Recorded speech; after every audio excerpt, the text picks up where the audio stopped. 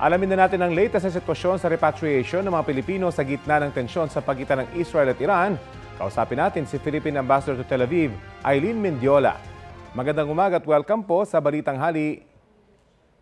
Magandang hapon, magandang tanghali, Rafi. Apo, kumusta po yung sitwasyon dyan? Limitado pa rin po ba yung galaw ng mga tao? Oo, tama. Dahil sa pag-atake ng US dun sa mga nuclear facilities ng Iran, binalik sa limited mobility dito sa Israel ngayon. So bawal, sarado mga trabaho, sarado yung mga opisina, mga schools, bawal mag-congregate. Pakilarawan nga po sa amin yung mood o atmosphere dyan. Nadadagdagan pa rin po yung bilang ng mga repatriation request. At kumusta yung mga Pilipino na nandyan ngayon sa Israel?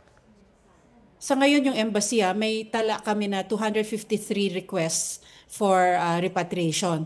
Ngayon dun sa 253 na yon, 50 yung sigurado na gustong magpa-repatriate. Nabalita mo na kanina no, na may 26 kaming tinawid kahapon papuntang Jordan. So yung susunod na batch, mga 50 siguro yung itatawid namin pa Jordan din ulit.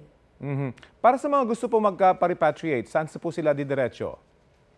Pag yung mga gusto magpa-repatriate, ang importante po mag-email sila kasi dun sa email, kailangan i-attach yung mga documents na kailangan namin, lalo na yung passport. No? So, ang email address po na kung saan pwedeng ipadala yung request for repatriation ay israel@owa.gov.ph. Iulitin ko, no? israel@owa.gov.ph. Importante po ipadala nyo doon kasi first come, first serve ho. So, yung unang email po ninyo, yun yung importante. Yun yung measure namin kung pang ilan kayo dun sa listahan. Pero meron pong mga Pilipino ron na expired na yung mga travel documents katulad ng passport. Paano po ito masusolusyonan ng embahada? Yung mga expired po na passport, either travel document po ang i-issue namin o kaya kung pwede, kung papayagan ng DFA po, i-extend po namin for a limited period of time lang para lang makakross ng border. Okay. May abiso na po ba yung DFA sa posibilidad na iakyat sa level 4 o mandatory repatriation yung ating mga kababayan dyan po sa Israel? Sa ngayon kasi kaakyat pa lang ng level 3, no? So wala pang, hindi pa pinag-uusapan yan. Pero kami, on the part of the embassy, bahagi po ng alert level na, system po. So pinaplano na po namin kung saan po pwedeng mag-evacuate, saan po mag-relocate, no? At saka syempre yung repatriation po, tuloy-tuloy yan. Yung iba pong na-relocate nyo ng mga Pilipino, kasama pa rin po ba yung kanilang mga alaga at doon din sila pupunta kung nasaan yung kanilang mga kamag-anak? O katulad po ng dati na may mga hotel kayo na dinesignate para doon muna tumira yung mga Pilipinong apektado nung nangyayaring sigalot dyan? So kagaya ho nung kahapon, no, yung 32 na kababayan natin na nagtatrabaho sa nursing home, yung gobyerno po ng Israel, yung municipality mismo, nirelocate po sila sa ibang lugar kasama po nila yung mga inaalagaan nila.